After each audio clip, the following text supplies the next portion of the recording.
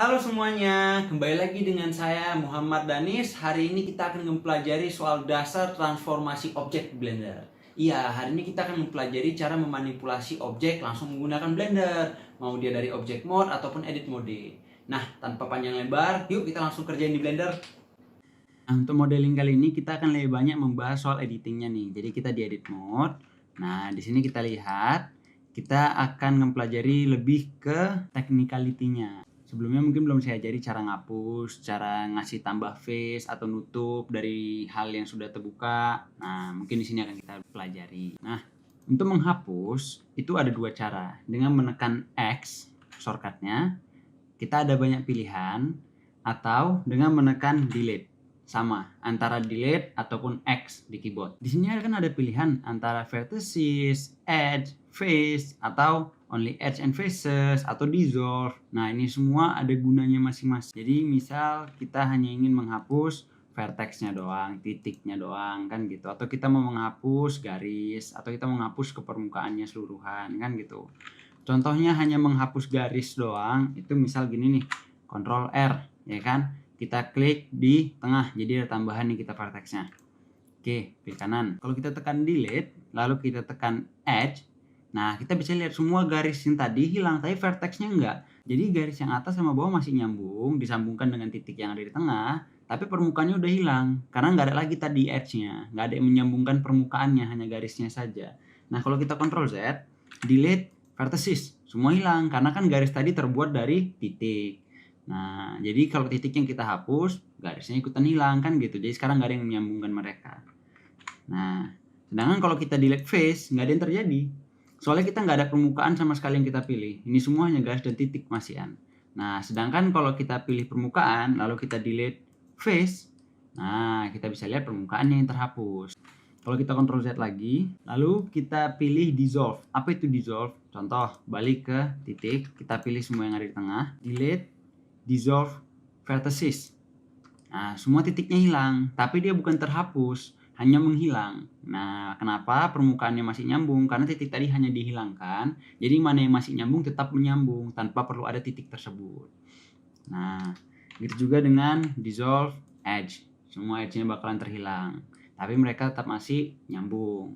Nah, itu salah satu bagian-bagian dari delete tadi atau penghapusan.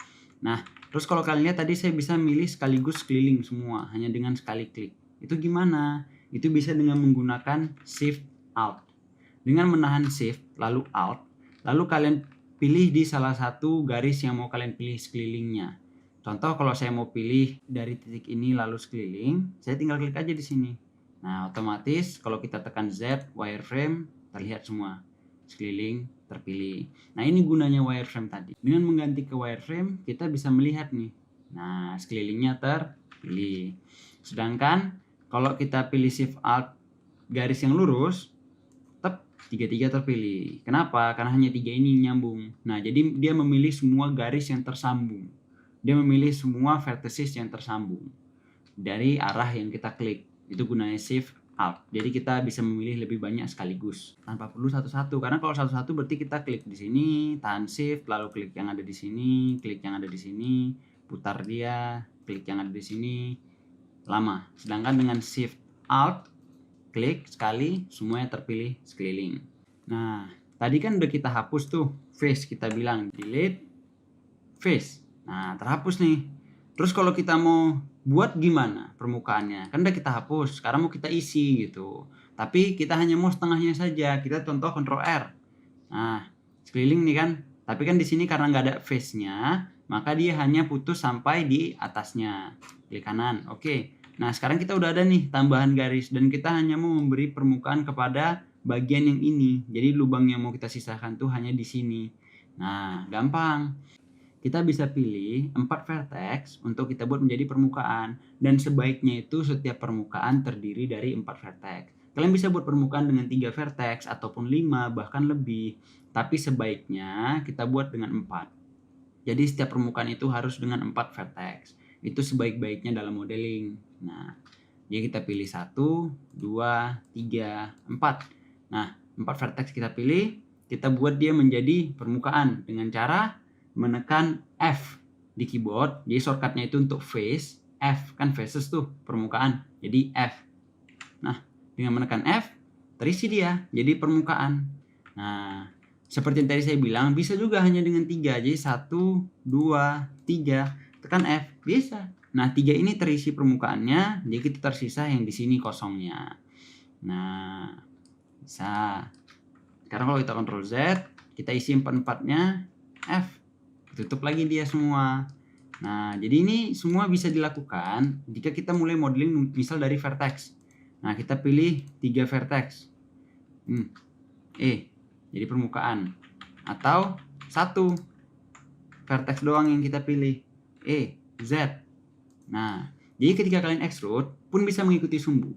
Jadi kalau saya lalu gerakin mouse, kan dia bebas nih gerakannya, nggak teratur. Sedangkan kalau kita tekan Z, nah dia hanya naik dan turun. Oke, klik. Nah, sekarang kan kita mau nyambung nih yang udah kita extrude dengan menekan 1, 2, 3, 4. Nah, ingat kalau untuk memilih lebih dari 1, tahan Shift. Nah, sekarang kita bisa isi dengan menekan F.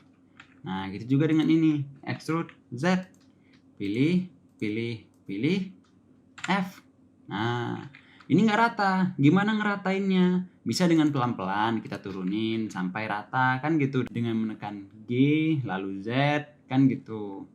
Atau kalian bisa dengan memilih ketiganya, 1, 2, 3, lalu menekan S untuk scale. Tapi kalau kita lihat kan dia malah jadinya ikut mengecil semuanya ke tengah, kan gitu. Jadi kita bisa dengan menekan S untuk scale, tapi agar dia tidak semuanya ke tengah atau mengecil, menciut ke titik tengah, kita bisa memilih sumbunya. Nah, kita mau mengecilkan dia ke sumbu mana? Kita tadi memeratakan dia datar, berarti sumbu atas dan bawah. Jadi manapun yang lebih tinggi akan menjadi datar, kan gitu. Nah, bisa dengan S, lalu Z. Nah, jadi kalau tadi S, Z, nah kita bisa lihat nih. Nah, jadi dia semuanya ikut mengecil tapi hanya ke atas dan ke bawah. Dan pada akhirnya ketika dia benar-benar dekat, dia akan rata.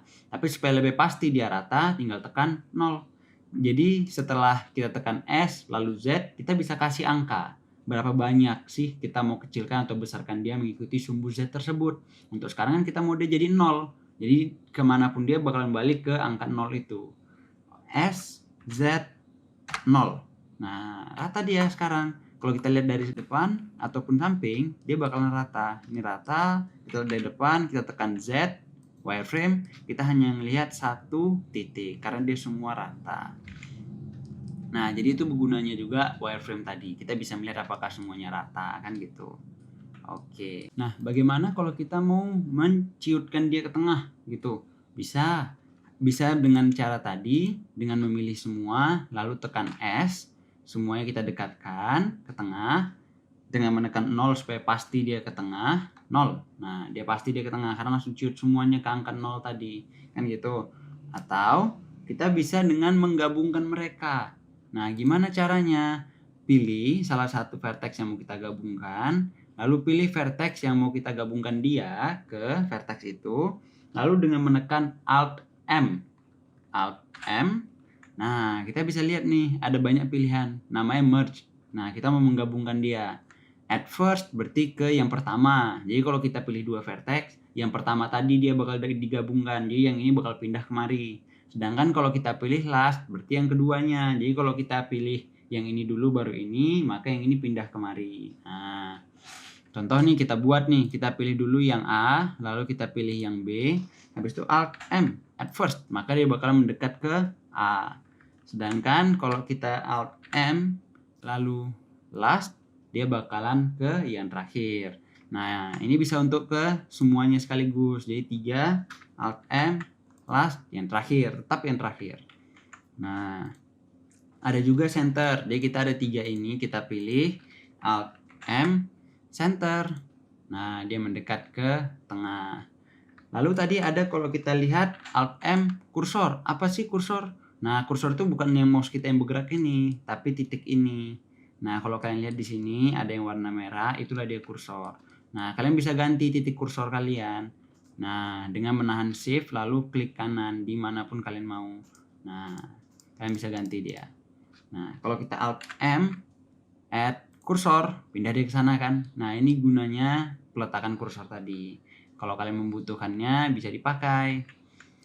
Tapi ada juga Alt M by distance. Kok nggak ada yang berubah kalau kita klik by distance? Iya, karena by distance itu hanya akan menggabungkan dua vertex yang sangat berdekatan. Ini biasa kita gunakan kalau kita mau merapikan vertex-vertex kita. Nampaknya 4, tapi ternyata di tengah-tengah mereka ada lagi banyak. Itulah gunanya by distance tadi. Lalu, gimana kalau kita udah ada nih vertex yang di sini, tapi mau kita gerakin ke atas, lebih dia ke atas. Kita nggak mau dia berada di sini. Nah, bisa dengan cara pilih semua vertex yang mau kalian gerakin. Di sini saya gunakan lagi Shift Alt, lalu pilih. Lalu dengan menekan G 2 kali, kalian bisa lihat dia bergerak mengikuti permukaannya. Nah, jadi kalau kalian tekan G sekali nih, nah geraknya kan acak. Bisa kalian bilang menggunakan sumbu? Iya bisa, hanya saja sekarang ini kita gampang menggunakan sumbu karena permukaannya lurus berdiri. Kita tinggal tekan Z, maka otomatis dia geraknya hanya atas dan bawah. Tapi gimana kalau permukaan kalian sudah agak bulat, melingkar, aneh? Kalian nggak akan bisa menggunakan sumbu lagi karena sumbunya hanya ke satu arah.